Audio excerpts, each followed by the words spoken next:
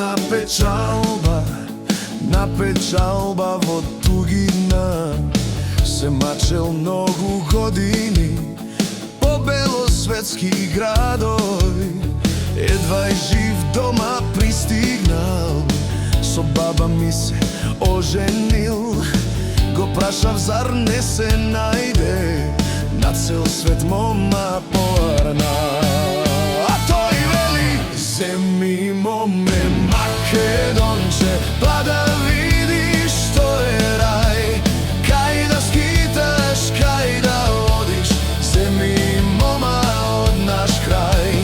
Земи моме Македонче, па да видиш што е рај, кај да скиташ, кај да одиш, земи мома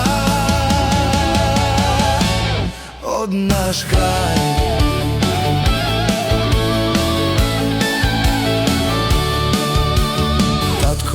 Беше младерген, многу години, со песна и со веселба поминал земи градови. Мајка ми го чекала, но на крај го дочекала.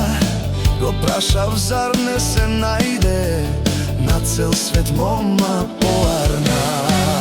И тој вели: земи моме Македонче, па да видиш што е рај, кај да скиташ, кај да одиш, земи мома од наш крај.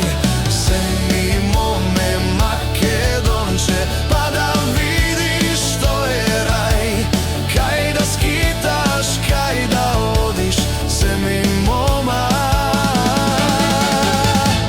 од наш крај.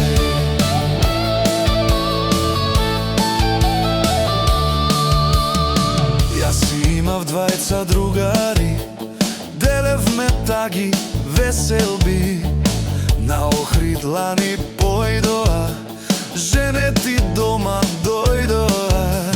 Едни од зема русинка, другиот пак французинка.